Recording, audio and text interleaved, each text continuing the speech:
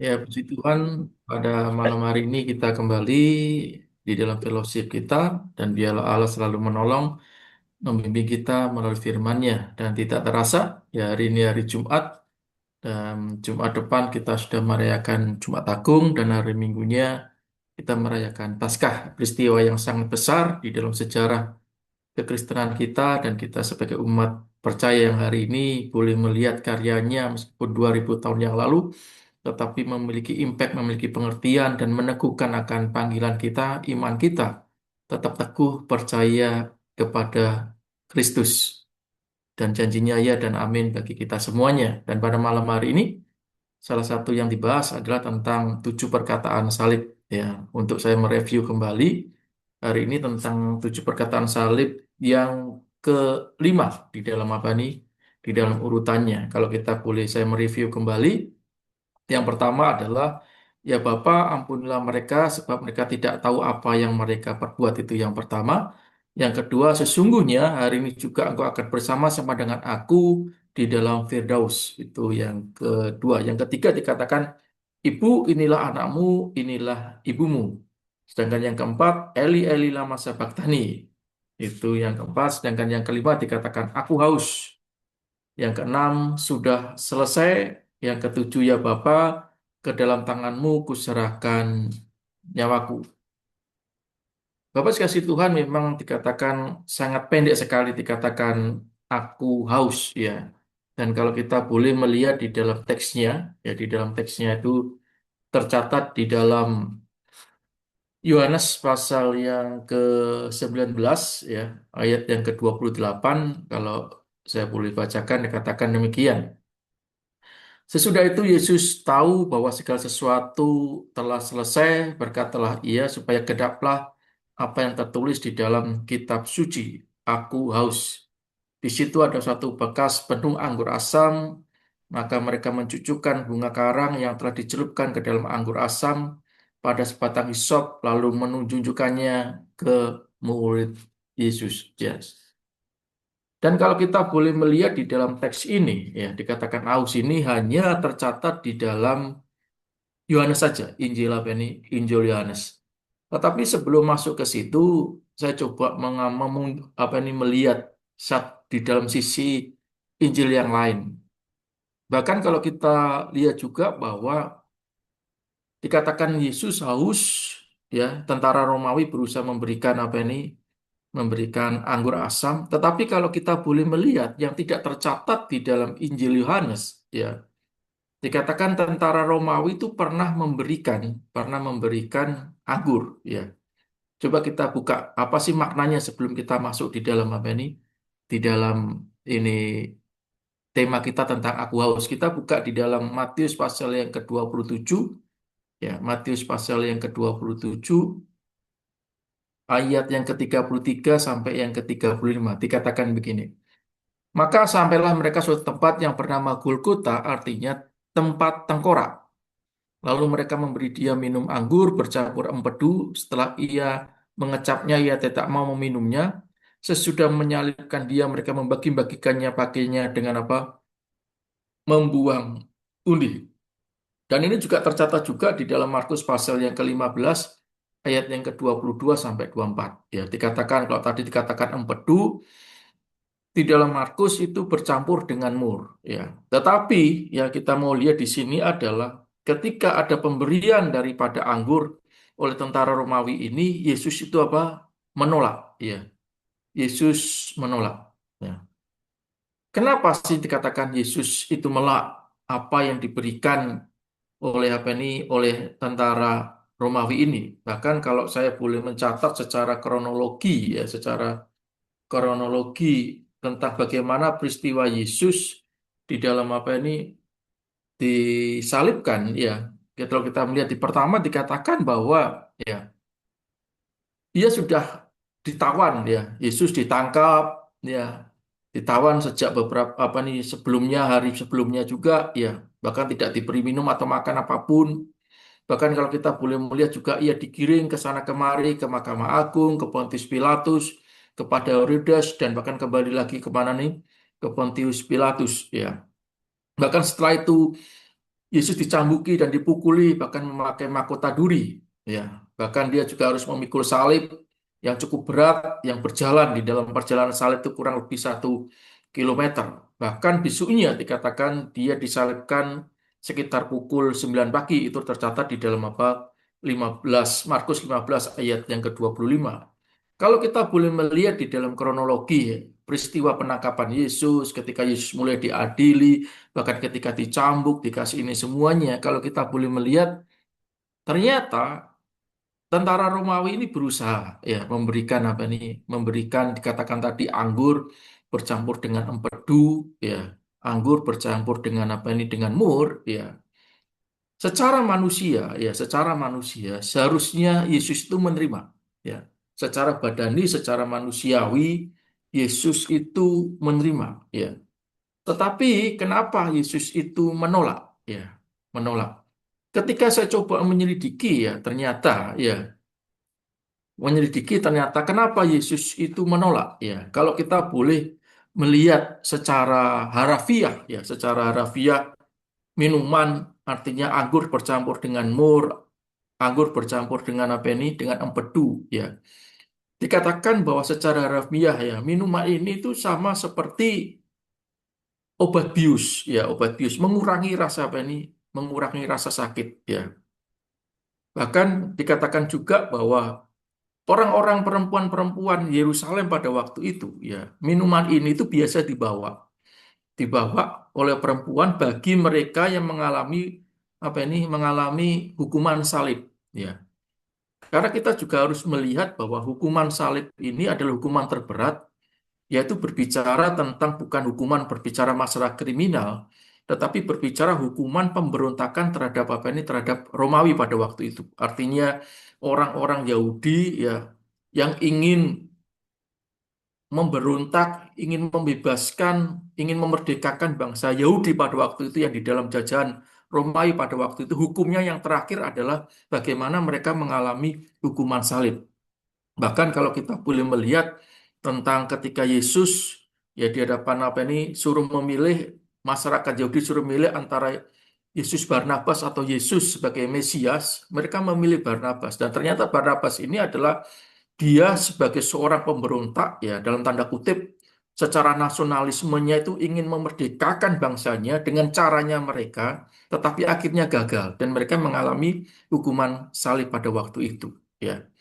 Dan kalau kita kembali di dalam pemberian tadi tentang anggur dan apa ini, anggur dan mur atau dengan anggur dengan empedu tadi dikatakan bahwa kenapa Yesus menolak? Ya, Yesus ingin sepenuhnya, ya secara teologis ingin sepenuhnya bahwa penderitaannya itu ya murni mengalami sepenuhnya penderitaan, bukan memberikan keringanan di dalam dirinya sehingga seorang berupaya memberikan, tentara Romawi berusaha memberikan yang namanya anggur itu untuk memberikan rasa redam sedikit atau seperti analgesik di dalam dirinya sehingga rasa mungkin mengurangi rasa sakitnya itu di dalam apa nih, di dalam dirinya. Tetapi Yesus apa ini, Yesus menolak itu semuanya. Bahkan kalau kita boleh melihat juga ya, ternyata teks ini juga itu bukan suatu teks yang Yesus menolak seperti biasa, tidak. Ternyata ini juga menjadi apa, penggenapan di dalam apa nih, nubuatan yang tercatat di dalam apa ini, di dalam kitab Mazmur ya, dikatakan semuanya itu tercatat di dalam apa nih, penggenapan di dalam kitab Mazmur. Karena kita boleh melihat di situ dikatakan, coba kita lihat di dalam Mazmur pasal yang ke-69 ayat 22 sampai 23 ya, dikatakan engkau mengenal celakaku, mulutku dan nodaku, semua lawanku ada di padamu. Celah itu telah mematahkan hatiku dan aku putus asa. Aku menantikan belas kasihan tetapi sia-sia, menantikan penghibur-penghibur tetapi tidak kudapati. Bahkan mereka memberiku aku minum racun, ya. Dan pada waktu aku haus, mereka memberiku minum anggur apa? Anggur asam. Jadi peristiwa di dalam ketika raja tentara Romawi berusaha memberikan akan anggur itu bukan suatu peristiwa yang sederhana, bukan peristiwa spontanitas saja atau kebiasaan di dalam kehidupan orang-orang Yahudi pada waktu itu ketika ada rekannya atau siapa yang disalibkan dengan hukuman pemberontakan mereka memberikan, tetapi di dalam peristiwa Yesus itu sudah ada nubuatan yang disampaikan oleh apa? oleh pemazmur pada waktu itu, ya. Tetapi intinya adalah Yesus menolak. Ya, Yesus menolak itu adalah salah satu adalah penggenapan di dalam kitab Mazmur ini, dan juga Yesus ingin menunjukkan bahwa cawan yang Allah Bapa berikan di dalam dirinya itu benar-benar akan dirasakan secara apa nih, totalitas, ya, totalitas. Makanya kalau kita boleh melihat di dalam teks bawahnya itu, ya, di dalam Yohanes itu dikatakan tidak lama kemudian dikatakan dia mengucapkan apa, tetelestai, akhirnya apa, finish atau sudah selesai. Dan ini menjadi pemahaman kita di dalam apa ini, di dalam kekristenan kita, bahwa setiap peristiwa, ya, bukan hanya peristiwa penyaliban, bahkan nanti kalau kita boleh melihat pasca ketika Yesus disalib dan dibangkitkan, banyak orang orang kudus naik ke surga atau mereka sedang keluar dari kuburnya, itu bukan suatu peristiwa yang, tapi sudah ada nubuatan-nubuatan. Bahkan salah satunya kalau kita hari ini mungkin kita tidak bayangkan ketika kenapa Yesus menolak tentang apa ini, tentang pemberian anggur anggur asam atau anggur yang bercampur dengan mur atau dengan empedu itu. Tetapi semuanya sudah ada di dalam apa, nubuatan di dalam perjanjian lama. Bahkan yang menjadi penting adalah peristiwa itu juga sebetulnya sudah dinyatakan Yesus di dalam Matius pasal yang ke-29. Di dalam apa ini? Di dalam peristiwa perjamuan malam. Ya, coba kita lihat di dalam Matius pasal yang ke-26 ayat yang ke-29. Di dalam Matius pasal yang ke-26, ya, Matius 26 ayat 29. Dikatakan gini, akan tetapi aku berkata kepadamu, mulai sekarang aku tidak akan minum lagi hasil pokok anggur ini sampai pada hari aku meminumnya, yaitu yang baru bersama-sama dengan kamu dalam apa? Kerajaan Bapakku. Ya. Dikatakan Yesus tidak akan meminum anggur. Ya. Artinya secara jasmani dikatakan dia tidak akan, mulutnya tidak menerima anggur sampai nanti peristiwa tentang apa? Kerajaan Bapaknya itu ada di dalam apa nih? Di dalam hidupnya. Jadi Bapak Ibu saudara Tuhan, di dalam peristiwa Prapaskah ini, kita mau melihat secara detail, secara peristiwa apa nih, momen per momen, ya, di dalam peristiwa menjelang penyaliban Yesus. Dan kalau kita boleh menghayati, kalau kita boleh melihat dengan luar biasanya di dalam Injil, kita boleh mencatat sedetail itu. Tetapi kadang-kadang kita melewatkan arti dan maknanya itu semuanya. Tetapi pada malam hari ini kita belajar sedikit, kita dapat informasi sedikit dalam peristiwa tentang ketika Yesus itu coba apa ini, menolak, ya. Padahal nanti kalau kita boleh melihat hasil terakhirnya adalah Yesus haus, tetapi sebelumnya dia menolak anggur yang seolah-olah ingin meredakan akan rasa sakit yang di dalam dirinya. Tetapi ketika Yesus mengatakan, ketika di dalam doa Getsemani, ya, kalau boleh ini cawan ini apa nih, lalu daripadaku, tetapi Yesus tidak menyatakan untuk menghindar daripada itu, tetapi dialah mengatakan, biarlah kehendakmu Bapa yang terjadi di dalam hidupnya dia. Di dalam penolakan ini, Yesus ingin menerima sepenuhnya, ya, penderitaan secara jasmaninya dia, penderitaan totalitasnya dia tanpa rasa dari luar untuk mengurangi rasa penderitaannya itu. Dan dia menerima sepenuhnya yang apa yang dialami dia, Yesus, di dalam peristiwa penyalipannya ini. Itu yang mungkin sedikit saya bisa memberikan gambaran kenapa satu sisi dikatakan Yesus apa ini, Yesus mengalami penderitaan, tetapi tentara Romawi sedikit memberikan solusi untuk mengurangi rasa sakitnya, tetapi Yesus tidak mau. Dan mari kita masuk ke dalam materi kita yang inti dikatakan aku haus, ya. Aku haus. Saya coba baca ulang lagi. Dikatakan sesudah itu, Yohanes pasal yang 19:28, sesudah itu Yesus tahu bahwa segala sesuatu telah selesai, berkatalah ia, supaya genaplah apa yang tertulis dalam kitab suci, aku haus, ya. Bapak Ibu kasih Tuhan, kalau kita boleh melihat, ya, apa yang dikatakan oleh Yesus tentang aku haus ini, ya, aku haus. Di dalam teksnya, kalau kita boleh melihat secara gambarannya, faktualnya, ya memang kalau tadi saya sebutkan bagaimana ketika Yesus ditangkap, mereka digiring ke sana kemari, mereka mengalami apa nih penyambukan perjalanan salib secara jasmani, ya. Secara jasmani dikatakan ini memang secara harfiah Yesus mengalami rasa haus yang sungguh luar biasa. Meskipun di dalam peristiwa tadi yang saya jelaskan, sebelumnya ada tentara Romawi yang coba menawarkan, memberikan solusi sedikit untuk mengurangi rasa haus dan sakitnya, tetapi Yesus menolak.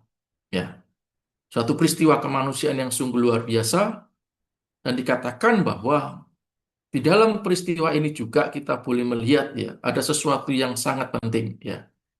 Kalau kita boleh melihat dikatakan aku haus ini, ya aku haus ini, ya kita lihat ada memang beberapa pandangan atau kita boleh mau mengaplikasikan bahwa peristiwa ini dikatakan aku haus itulah suatu gambaran atau figuratif, ya. Karena beberapa kali Yesus pernah, ya salah satu contohnya di dalam Yohanes pasal yang keempat, ya. Ketika Yesus bertemu dengan apa ini seorang perempuan Samaria, ya. Dikatakan siang-siang hari Yesus haus dan ketika mereka berada di dalam dekat sumur situ dan ketemulah dengan apa ini? Dengan seorang perempuan Samaria. Ya, dikatakan Yesus haus. Itu juga secara manusiawi siang-siang, tetapi disitulah terjadi yang namanya percakapan antara Yesus dengan apa ini? Dengan perempuan Samaria dan sampai kita boleh melihat nanti adalah bagaimana ujungnya daripada dikatakan itu aku adalah apa? Air apa? Air kehidupan ya. Barang siapa yang minum tidak akan apa nih mengalami kehausan lagi. Itu kalau kita boleh melihat gambaran peristiwa aku haus secara figuratif. Tetapi kalau kita juga boleh melihat bagaimana ketika kita lihat di dalam Yohanes apa ini Yohanes pasal yang ketujuh ya, bahkan ketika Yesus memberikan tentang apa ini cerita tentang pengalaman bagaimana ketika apa ini orang-orang yang kaya itu, ya, yang satu Abraham ada di surga, yang saudara-saudaranya orang yang kaya ini ada di dalam apa penderitaan sisa neraka. Mereka hanya membutuhkan apa satu tetes air saja. Ya, betapa hausnya, betapa mengerikannya. Ya, kalau kita boleh melihat di dalam gambaran cerita itu tadi, ya. Yesus satu sisi haus bicara tentang perempuan Samaria, tetapi Yesus juga memberikan gambaran ketika ada terpisahan manusia di dalam dimensinya, yaitu berbicara surga, yaitu tentang Abraham di situ, tetapi juga ada gambaran orang yang kaya yang ini apa nih, yang masuk di dalam kerajaan neraka, mereka sama-sama haus dan mereka hanya membutuhkan namanya air ya, rasa haus ya, haus tentang kebenaran, haus tentang apa nih keselamatan di dalam kehidupannya dia, ya ini juga menjadi apa nih starting point kita ketika kita boleh melihat kata teks aku haus ini kalau kita boleh memberikan suatu gambaran tentang alegori atau figuratif di dalam apa ini di dalam penjelasan tentang aku haus ini. Tetapi kalau kita boleh melihat ya kalau kita boleh melihat secara lebih kita tentang peristiwa tentang penyaliban Yesus ini. Yesus haus ini secara lebih nyata faktual adalah memang kondisional pada waktu dia dikatakan dia adalah sebagai manusia. Ya, manusia yang mengalami kehausan yang sungguh luar biasa. Ya, bahkan kalau kita boleh melihat secara medis ya, tubuh manusia itu 80% yang mengalami cairan di dalam tubuh. Tetapi kalau kita boleh kembali tadi bagaimana Yesus benar-benar mengalami kehausan yang sungguh luar biasa. Ya, jika kalau kita boleh melihat, kita boleh mempertimbangkan, ya,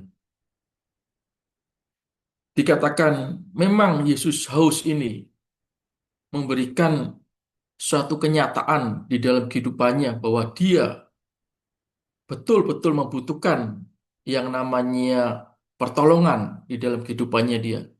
Tetapi kalau kita boleh melihat setelah itu dia apa?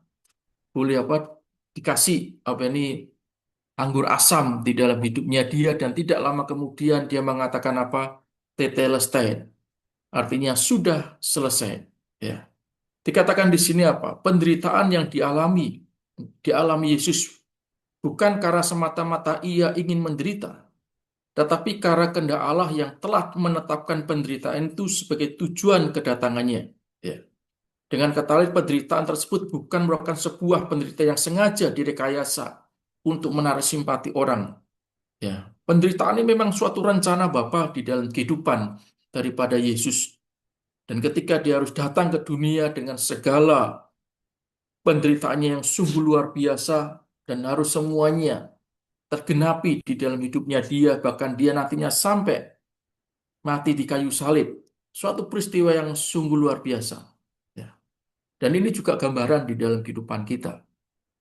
Yesus melakukan ini semuanya untuk kita semuanya. Ya. Secara jasmani dia menderita. Seharusnya kita yang haus, seharusnya kita yang disalib, seharusnya kita yang mengalami mahkota duri, seharusnya kita yang mengalami hukuman di dalam kehidupan kita. Tetapi semuanya sudah diambil oleh Kristus di dalam peristiwa penyalipannya. Dan kita sebagai manusia hari ini, berapa tahan kita tidak minum air, ya. Kita tidak minum air. Itu kalau kita boleh melihat di dalam apa nih harafiah tubuh kita. Tetapi ketika Yesus mengatakan aku adalah air hidup, ya. Biarlah kita selalu menghadirkan Kristus. Biarlah kita selalu memiliki rasa haus, haus dan haus akan kebenaran. Ya. Sehingga setiap hari hidup kita selalu dipenuhi dengan karyanya. Setiap hari kita dipenuhi dengan kebenarannya. Dan biarlah Roh Kudus itu yang selalu memberikan sukacita. Roh Kudus itu yang selalu memuaskan akan hasrat hidup kita dengan segala kebenarannya. Sehingga ketika kita menjalani hari-hari kehidupan kita, ya kita mampu, kita bisa. Karena itu semua karena pertolongan Allah Roh Kudus di dalam kehidupan kita. Kita tidak pernah haus lagi karena kita memiliki jalan, kita memiliki Allah yang selalu memberikan kedahagaan di dalam kehidupan kita. Seharusnya kita manusia yang mengalami penderitaan, tetapi dengan peristiwa Yesus, penyalipan Yesus, bahkan dia berani menolak sedikit pun anggur asam itu yang seolah-olah bisa menutupi rasa kesakitannya, tetapi dia menghindarkan itu semuanya demi menikmati, demi mengalami ya suatu rencana agung di dalam hidupnya dia, di dalam penderitaannya dia untuk menyelesaikan akan rencana Bapa di surga bagi manusia yang di dunia ini untuk memperoleh keselamatan. Bapak sekasih Tuhan, dan biarlah kita mau masuk di dalam peristiwa Paskah nanti minggu depan. Bila kita semakin menyadari, kita semakin mengintrospeksi diri kita, dan semakin memberikan menambah akan keyakinan kita. Kita dulu manusia yang berdosa, kita dulu manusia yang harusnya mendapat hukuman, kita dulu manusia yang harusnya haus di atas kayu salib, tetapi sekarang kita mengalami penebusan, kita mengalami pendamaian, kita mengalami pengampunan. Bahkan kerajaan surga menjadi jaminan di dalam kehidupan kita semuanya.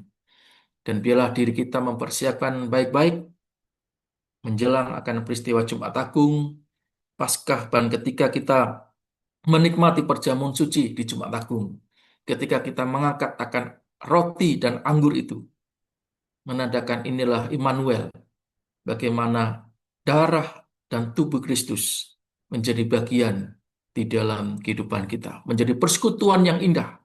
Bahkan seperti tadi dikatakan di dalam Matius, dia tidak akan minum air lagi, minum anggur lagi, sampai nanti perjamuan bersama dengan Bapa di surga.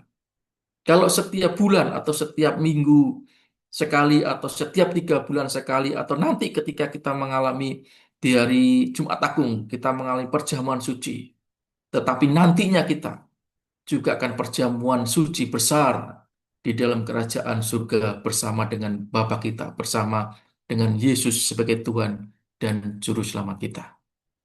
Biarlah kita semuanya yang hadir pada malam hari ini menjelang peristiwa Jumat Agung, Paskah, dan biarlah terus mempersiapkan diri kita untuk menikmati, untuk lebih menyerahkan diri kita sepenuhnya kepada Sang Khalik kita, yaitu Bapa di surga di dalam setiap peristiwa, dan kita menyadari oleh karya salibnya, kita mengalami kemerdekaan, kita mengalami pemulihan, kita mengalami pembebasan, kita mengalami pengampunan yang sungguh luar biasa di dalam kehidupan kita semuanya. Tuhan memberkati firman-Nya. Amin. Saya kembalikan kepada Ibu Ayu. Amin. Amin. Thank you. Terima kasih, Pastor, untuk firman yang sudah disampaikan.